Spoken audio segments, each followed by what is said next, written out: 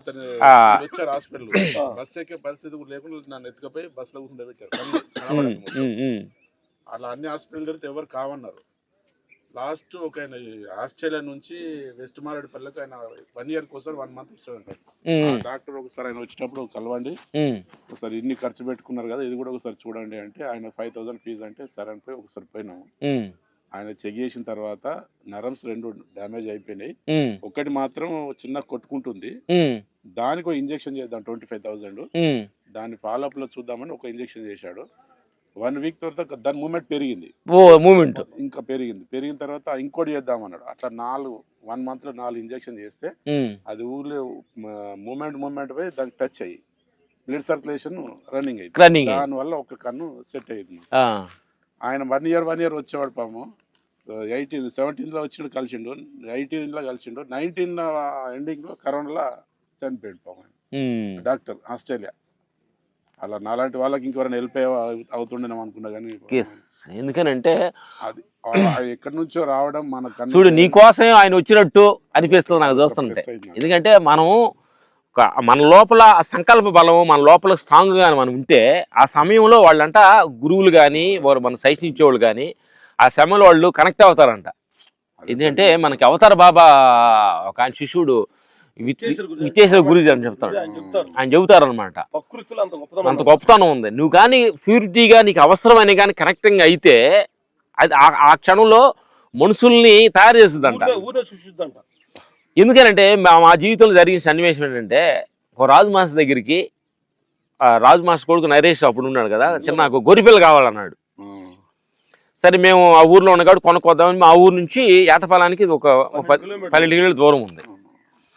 ఈ గొర్రెపిల్లని కొన్నాము, తీసుకొచ్చారు రాజు మాస్టర్ అమ్మన్నాడు, తీసుకురామన్నాడు. తీసుకొస్తుంటే అది ఎత్తుకుంటేనేమో అలా ఉంటలా, నడవముంటేనే రాట్లా.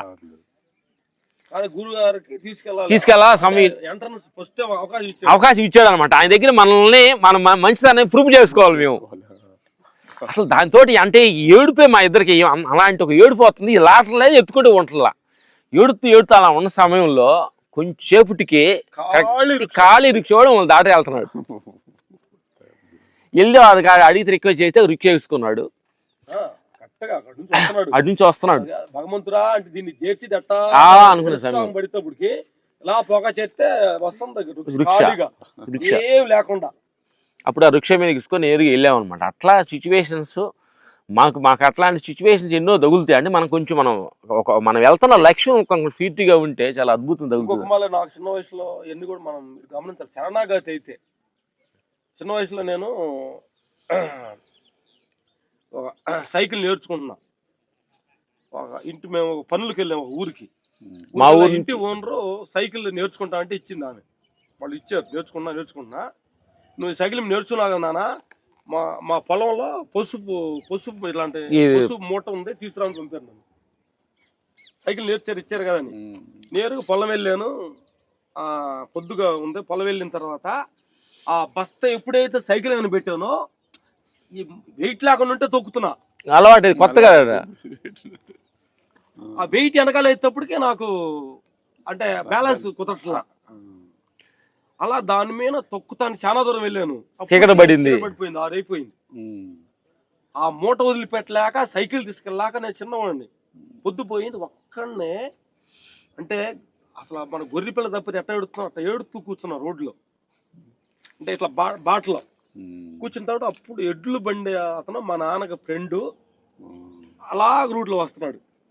వస్తే ఎట్లా అంటే ఎద్దులకి మెడ మీద ఎక్కువ బరువు లేక అది కొంచెం ఇబ్బంది పడుతున్నాయి.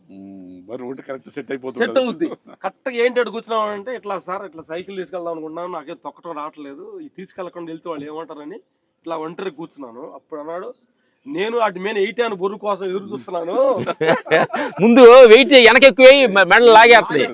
ఆ మూట తీసుకొని ఆ మెడ మీద వేసి నేరు తీసుకొని అక్కడ వాళ్ళ ఇంటికి చేర్చాడు.